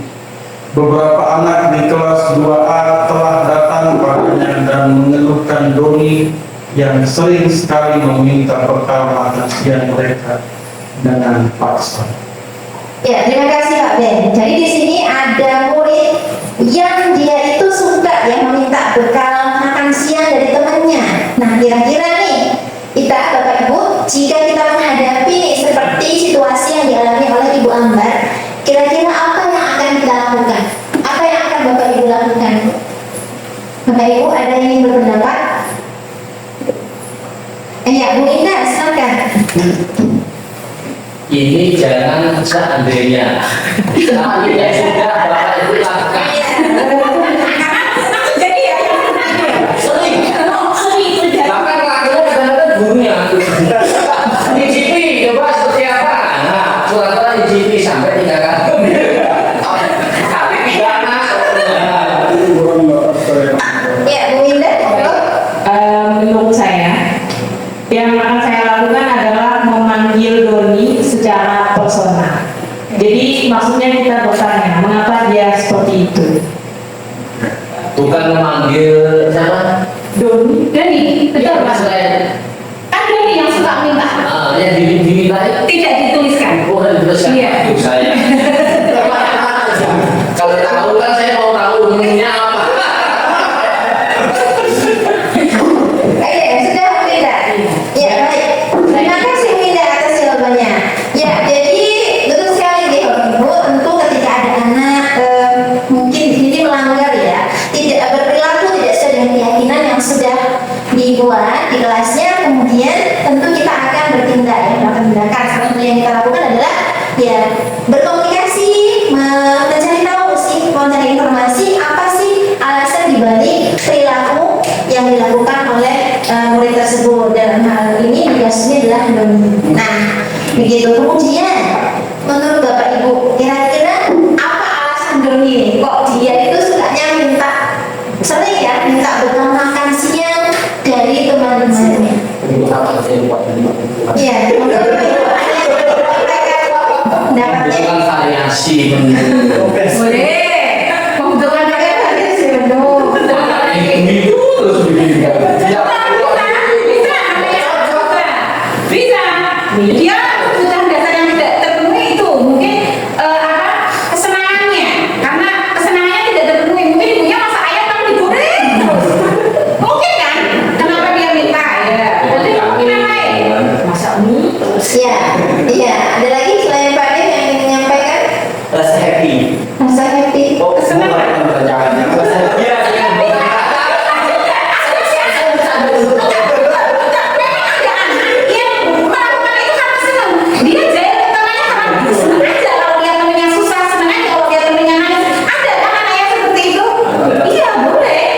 Ya, ini baik Bapak Ibu. Jadi ada di situ dari kasus itu ada beberapa kemungkinan ya Bapak Ibu. Kemungkinan pertama, ya minimal 2 kemungkinan. Kemungkinan pertama, Doni ini meminta bekal kepada temannya, satu karena memang dia tidak membawa bekal.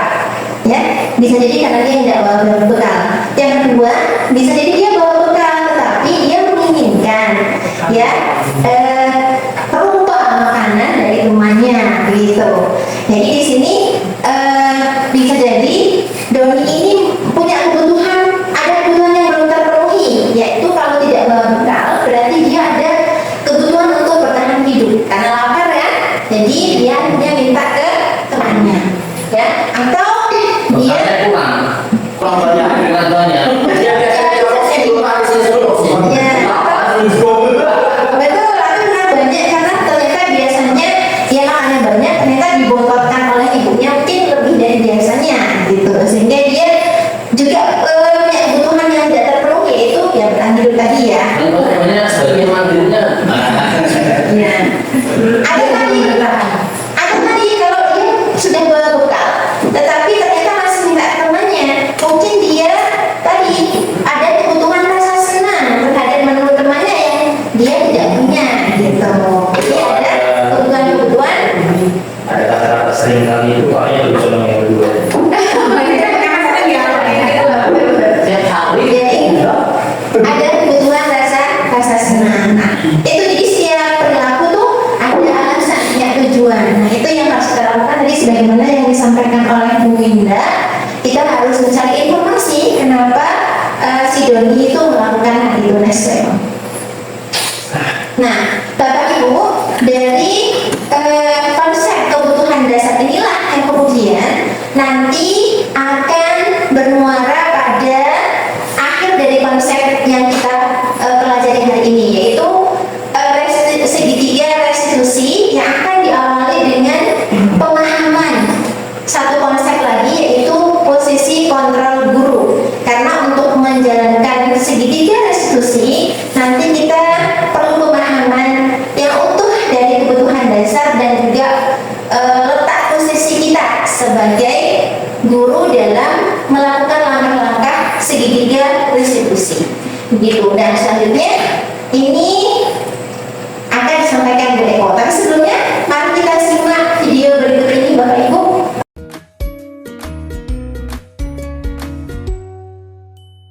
Salam bahagia Ibu dan Bapak guru hebat. Dalam penerapan disiplin positif restitusi, salah satu program yang dikembangkan adalah 5 posisi kontrol. 5 posisi kontrol dalam restitusi adalah proses perjalanan seorang pendidik agar dapat mengenali dirinya. Pada video kali ini, kita akan membahas tentang 5 posisi kontrol yang dikembangkan oleh Diane Goosen dan contoh penerapannya.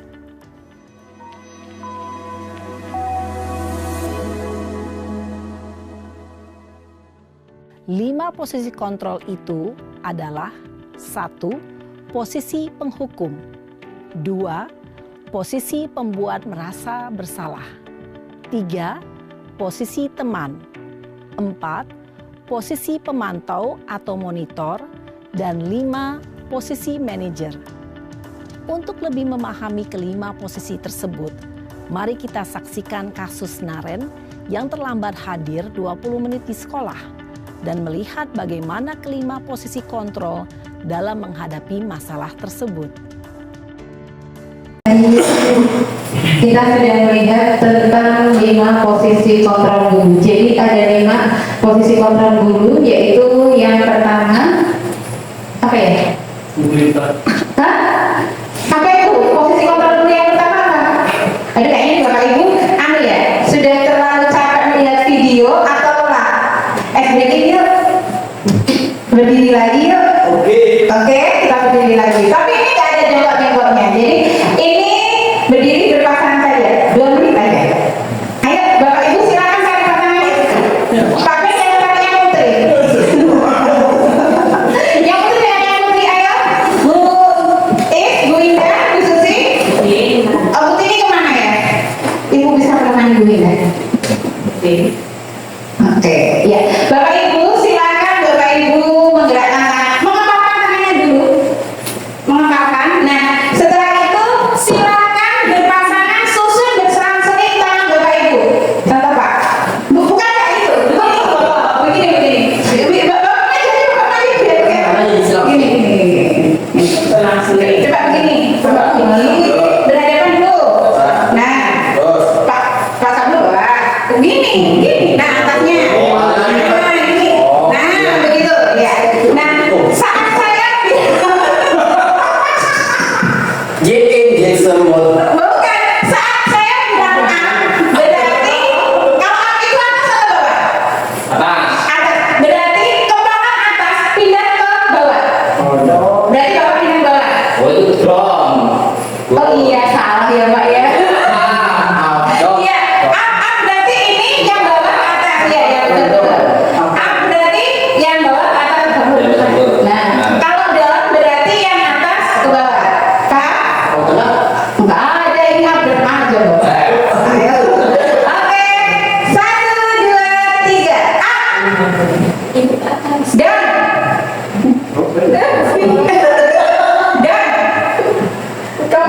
Tadi sudah kita saksikan tentang 5 posisi kontrol guru. Ada pembuku, ada guru pembuat merasa bersalah, ada guru yang kontrolnya sebagai teman, ada pemantau dan ada manajer. Dari video tadi, kira-kira kita diminta di posisi mana Bapak Ibu? Diminta ke posisi manajer, tapi tidak menutup kemungkinan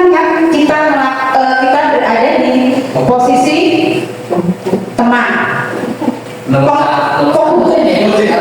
ya, iya, tapi iya, kalau itu enak, tapi kita sedang menceritakan motivasi intrinsik dari anak. Jadi kalau penghukum ini tidak kalau bisa jangan. Kalau bisa, karena tadi kita sudah belajar kan hukuman konsekuensi dan ini yang akan ke restitusi. Ya. Nah, bagaimana Bapak Ibu untuk kalimat penghukum? Biasanya kalau guru penghukum itu akan berkata, kalau aku tidak melakukan saya akan bla bla bla. Itu kan. Yang berikutnya membuat merasa bersalah. Dia akan dengan bahasa lembut, tapi dia membuat anak ini jadi merasa bersalah karena tidak menuruti gurunya dengan kata, kamu sudah mengecewakan ibu atau bapak. Nah, kontrol guru sebagai teman, posisi kontrol guru sebagai teman, dia menggunakan kalimat, ya sudah, nanti ibu atau bapak akan bereskan. Lanjut, untuk posisi pemantau itu dia memantau, dia akan menghitung peraturan apa, sudah berapa kali. Nah, itu biasanya guru dalam posisi kontrol pemantau. Nah, kalau manajer itu kemarin tadi akan mengingatkan anak ke keyakinan kelas yang sudah disusun. Jadi bahkan tadi di posisi manajer, guru juga memerdekakan siswa untuk memilih alternatif apa yang akan mereka lakukan saat mereka berbuat kesalahan.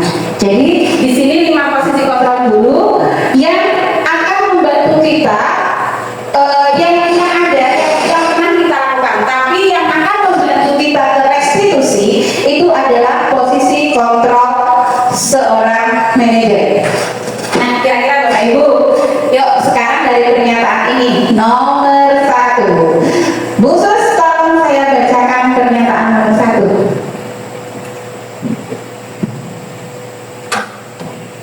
Saya kecewa sekali dengan kamu. Iya, kira-kira ini pernyataan yang diucapkan guru di posisi kontrol apa? Kedua. Yang apa? Kedua yang apa? Hah? Merasa bersalah. Cek Bu Absus. Iya, membuat merasa bersalah. Oke, selanjutnya Bu Is.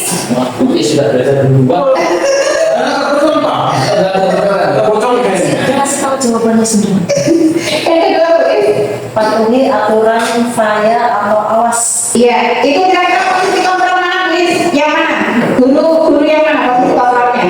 Keempat kalau nggak salah. Keempat itu apa? Berapa ya? Itu yang mana? Pemantau. Keempat pemantau tadi. Pemantau. Pemantau. Kita cek Bu Is. Penghukum. Kalau pemantau itu cenderung dia menggunakan data Bu biasanya. Sudah berapa kali kamu terlambat? Ini kesekian kalinya itu. Nah, ini pakai kata awas. Nah, itu adalah penghukum. Lanjut Pak B. Ayolah lakukan demi saya. Iya, posisi kontrol yang mana? Ayo Pak, lakukan demi saya. Teman, oke, coba bagus. Oke, sip. Pak Haris, selanjutnya. Apakah kamu mendapatkan stiker kita hari ini? Oke, yang mana Pak Haris ya? Pemantau. Pemantau, cek Bu. Iya, teknis. Oke. Pak Haris terakhir. Yang kedua apa ya? Yang belum apa ya? Iya. Yang belum apa ya? Ya, kita udah beberapa pertanyaannya. Bagaimana kamu bisa menyelesaikan masalah ini?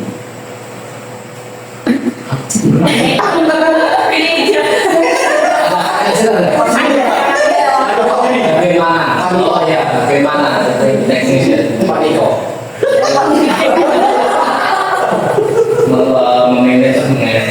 Manajer. Oke. Kita cek ya. Apa posisi Posisi kontrol. pernyataan atau pertanyaan terakhir? Iya. T. Oke. Sudah Bapak, itu sudah kelima-lima. Ada itu yang kelima. Bagaimana kamu menyelesaikan masalah ini? Jadi seorang guru itu tidak boleh langsung memberikan vonis atau memberikan Itu bisa jadi berubah. apa?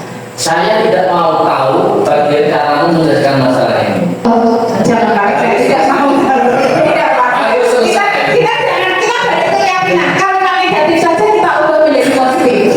Jadi kalau kita diminta untuk selalu memberikan kalimat-kalimat positif ke siswa. Oke, jadi ini kita sudah paham nih posisi kontrol kita ada di mana.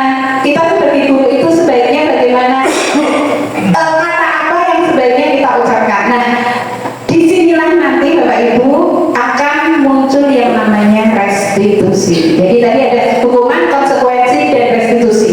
Nah, untuk restitusi ini tinggal satu Bapak Ibu, tinggal restitusi saja.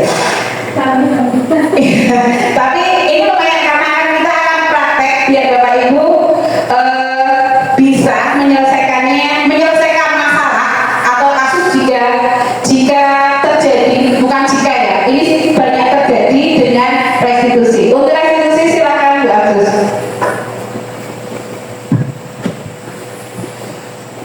Baik, kita lanjutkan ya Bapak Ibu, satu konsep inti lagi yang harus kita pahami agar nanti kita bisa menerapkan atau mewujudkan ya budaya positif di sekolah kita. Jadi muaranya di sini Bapak Ibu, dan di awal kita membahas disiplin positif, kemudian nilai kebajikan, motivasi perilaku manusia, kemudian keyakinan kelas, kebutuhan dasar manusia, posisi kontrol guru. Nah, muaranya ada pada kegiatan restitusi. Nah, nanti diharapkan kita semua Bapak Ibu guru itu bisa melakukan restitusi agar tercipta budaya positif di sekolah. Nah, Bapak Ibu, kita lihat apa itu segitiga restitusi. Nah, tadi di awal sebenarnya sudah dibahas apa itu restitusi ya, saat Bu Eko menyampaikan tentang perbedaan antara hukuman, konsekuensi, dan restitusi. Kita coba ulas sedikit, ulas secara sekilas. Nah, restitusi itu proses menciptakan kondisi bagi murid untuk memperbaiki kesalahan mereka sehingga bisa kembali kepada kelompok mereka dengan karakter yang lebih kuat. Nah, sebagaimana tadi di posisi kontrol, jadi diharapkan nanti murid itu bisa mencari alternatif solusi dari permasalahan yang dihadapinya. Jadi tidak murni dari kita, tetapi kita mengharapkan agar murid bisa mencari solusi dari masalahnya sendiri. Gitu. Nah, Bapak Ibu, bagaimana sih cara melakukan restitusi? Ada 3 langkah di sini. Yang pertama itu menstabilkan identitas, kemudian diikuti validasi tindakan yang salah. Terakhir kita menanyakan keyakinan kepada murid yang mengalami permasalahan. Nah, di sini Bapak Ibu, kunci daripada melakukan restitusi adalah adanya keyakinan kelas. Maka kalau belum ada keyakinan kelas, maka kita belum bisa nih melakukan restitusi. Maka dari itu nanti di tahap pelajaran baru harapannya kita menyusun keyakinan kelas sehingga restitusi ini bisa kita terapkan dan perlahan-perlahan budaya positif akan terwujud gitu. Nah, baik Bapak Ibu, dari ketiga langkah tersebut apa sih maksud dari masing-masing langkah? Kita lihat yang pertama, menstabilkan identitas. Apa itu yang dimaksud dengan menstabilkan identitas? Itu kita berupaya ya, atau kita melakukan stabilisasi identitas dengan atau untuk ya mengubah identitas anak dari identitas gagal karena melakukan kesalahan menjadi orang yang sukses. Jadi kita mencoba tidak mengarahkan atau tidak membuat murid kita menjadi anak yang memiliki identitas gagal. Kemudian yang kedua itu validasi tindakan yang salah. Hal itu kita lakukan dengan tujuan untuk mengetahui bahwa setiap tindakan yang dilakukan atau dilakukan murid itu pasti mempunyai tujuan, yaitu tujuan apa? Tujuan untuk memenuhi kebutuhan dasar tadi. Karena ternyata setiap anak melakukan sesuatu itu pasti ada alasannya ya, ada alasannya. Hanya saja apakah alasan mereka itu sudah atau perlu kita luruskan atau kita arahkan atau tidak begitu. Nah, kemudian yang ketiga, langkah yang terakhir yaitu menanyakan keyakinan yang tentu sudah dibuat oleh murid berdasarkan kesepakatan ya, murid, guru, dan sebisa mungkin sebenarnya orang tua juga gitu. Nah, apa tujuan dari menanyakan keyakinan? Yaitu agar anak termotivasi secara internal dengan memberikan pertanyaan-pertanyaan tematik ya Bapak Ibu, untuk menghubungkan keyakinan anak dengan keyakinan kelas. Ya, jadi kunci daripada pelaksanaan restitusi ini ada di keyakinan kelas yang pertama. Yang kedua, kita memposisikan diri sebagai manajer, gitu Bapak Ibu. Jadi dihimbau seperti itu. Nah, Bapak Ibu, berikut ini apa yang kami berdua sudah pelajari.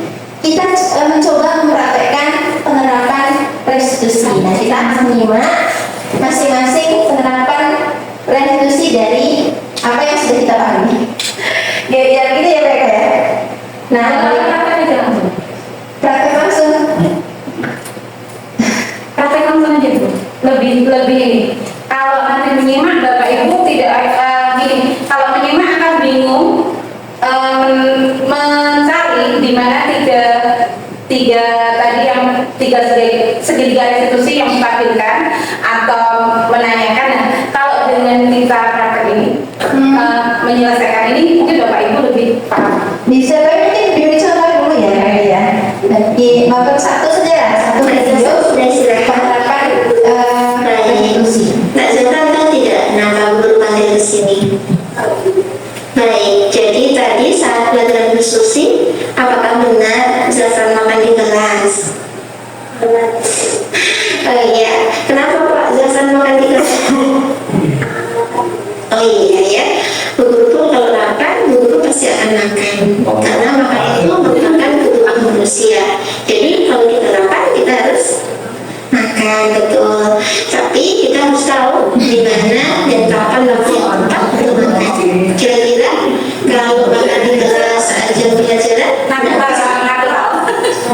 iya, baik. Oh iya, Guru pengen tahu sebenarnya kenapa kok tadi Zafran nggak bisa menahan lapar sampai waktu istirahat tiba.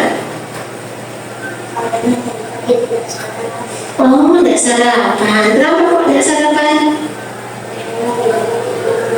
Oh begitu. Memangnya tadi malam tidur jam berapa? Begitu. Berarti besok lagi tidurnya nggak malam-malam agar bisa bangun pagi dan bisa sarapan sebelum berangkat sekolah. Ya. Ya baik. Nah, Zafran masih ingat tidak keyakinan kelas di kelas kita? Apa saja sih keyakinan kelas kita?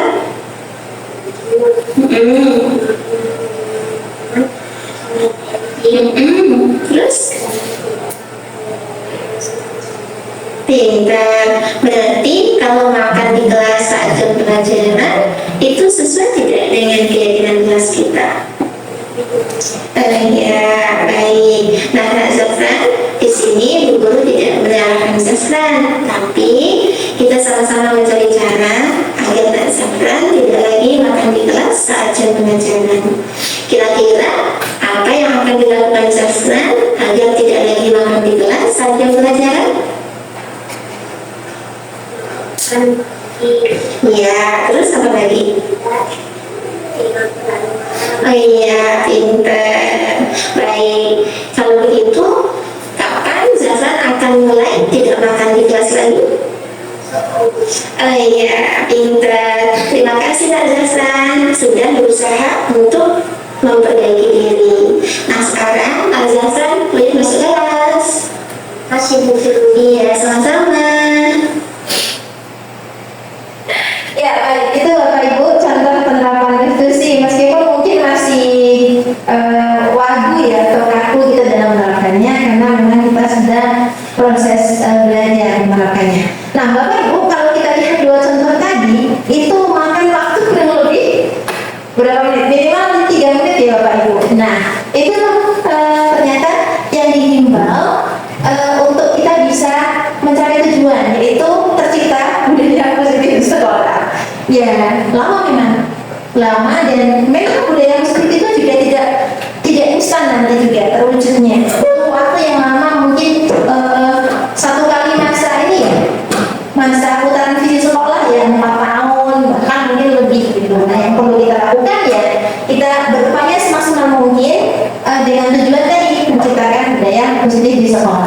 gitu.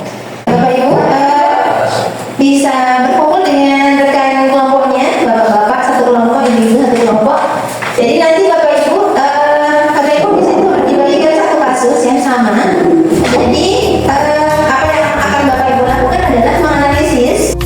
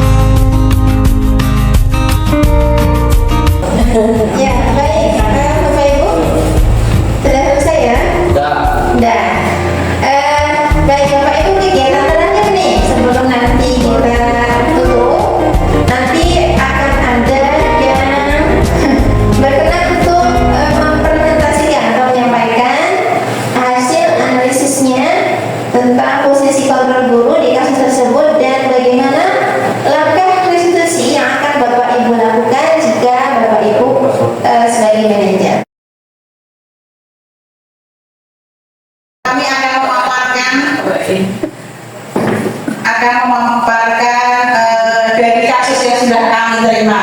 Hasil yang kami buat berdasarkan diskusi kami dari kasus yang kami terima. Untuk bacaan tadi itu posisinya sebagai penghukum.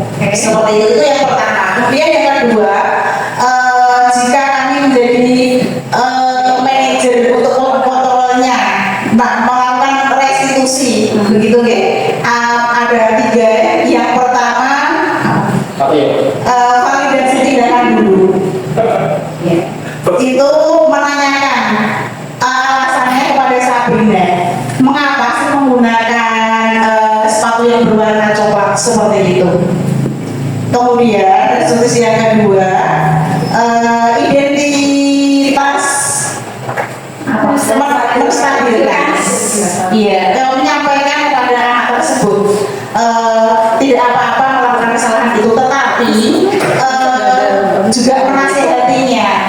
selanjutnya untuk memakai sepatu sesuai ketentuan atau peraturan sekolah, yaitu memakai sepatu berwarna hitam. Selanjutnya untuk yang ketiga, menanyakan keyakinan. Apakah kamu sudah melaksanakan keyakinan kelas dengan baik? Seperti itu. Itu yang bisa kami sampaikan, Bapak Ibu. Terima kasih. Ya baik, beri tepuk tangan untuk Bapak Ibu. Ya baik Bapak Ibu, Ibu-Ibu terima kasih ya sudah berkenan untuk menyampaikan. Bapak Ibu tadi yang disampaikan oleh Bapak Ibu sudah mengarah ya, sudah mengarah kepada langkah-langkah restitusi. Yang pertama, posisi kontrolnya tadi sudah sesuai ya. Jadi Pak Lukman di situ berposisi sebagai penghukum. Nah di situ hukuman yang didapat oleh Sabrina itu berupa hukuman verbal ya. Jadi akhirnya Sabrina itu dia malu ya dan berdiam diri di kelas begitu. Jadi hukuman verbal.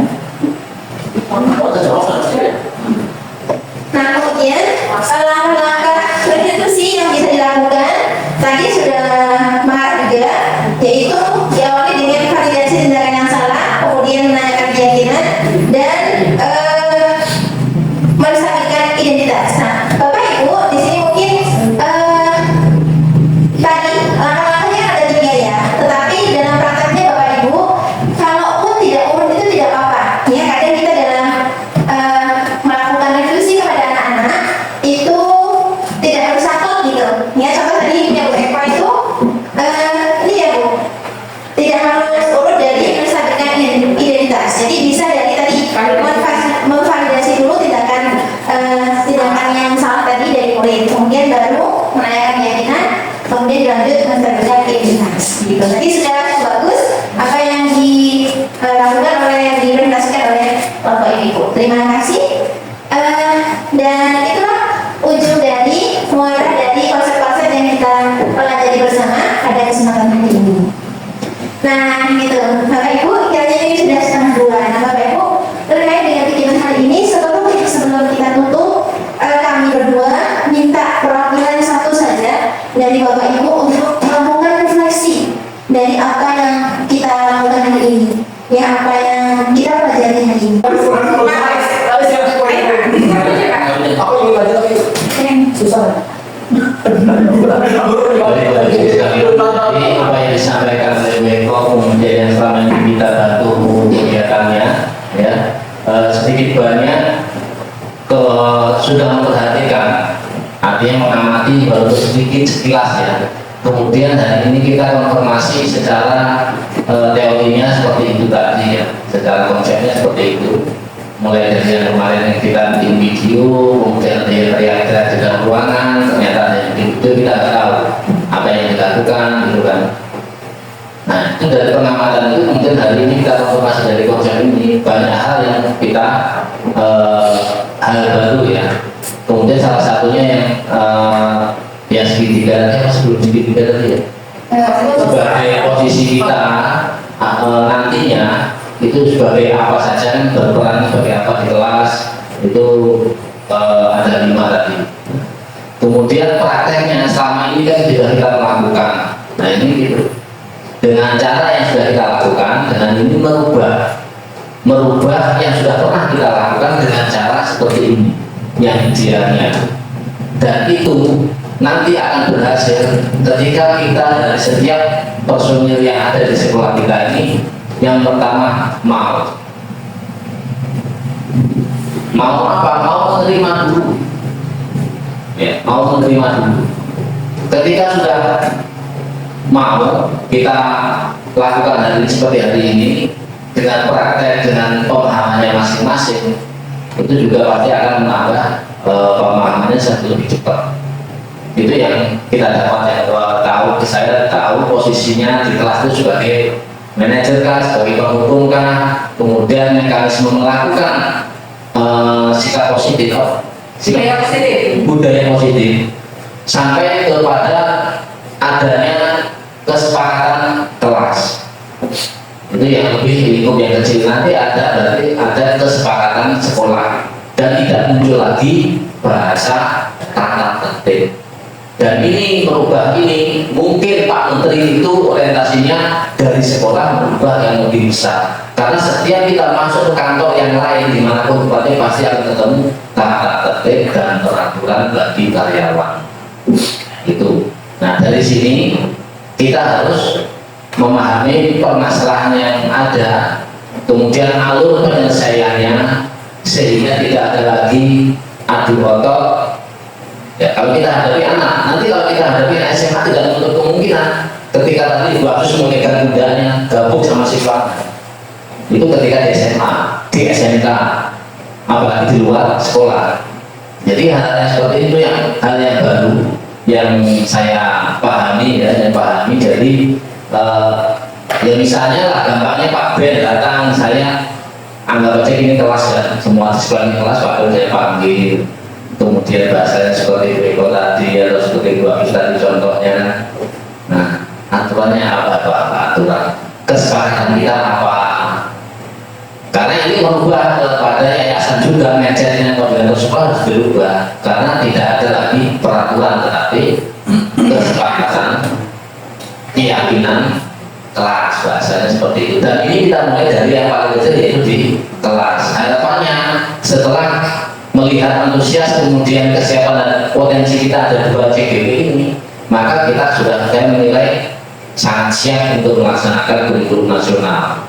Tidak lagi kurikulum merdeka, tapi kurikulum nasional. Mungkin itu yang dapat saya sampaikan. Terima kasih.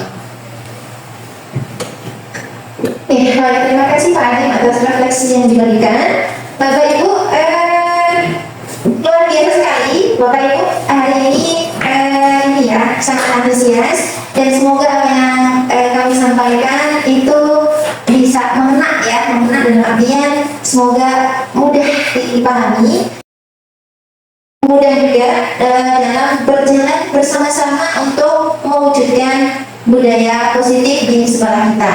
Terima kasih banyak Bapak Ibu semua, Pak Anil, Bapak Ibu Guru, dan Ibu Faiz yang sudah mendukung, membantu kami sehingga kegiatan kami hari ini bisa terlaksana dengan baik. Kemudian kami mohon maaf juga Bapak Ibu jika dalam penyampaian kami selama kurang lebih 4 jam ini ada salah. Semoga apa yang kami sampaikan hari ini bisa memberikan manfaat khususnya bagi kami pribadi kedua dan untuk sekolah kita. Baiklah, ada yang menambahkan? Saya sedikit mengatakan, jadi Bapak Ibu, apa yang kami lakukan ini semuanya untuk siswa. Jadi kita itu didorong semua pembelajaran apa yang kita lakukan di sekolah ini berpihak kepada siswa. Jadi kita berubah mindset kita dalam arti untuk merubah dari skop yang paling kecil. Itu saja dari saya. Mungkin kami berdua mengucapkan terima kasih yang sebesar-besarnya dan mohon maaf apabila ada kesalahan. Assalamualaikum warahmatullahi wabarakatuh. Selamat siang.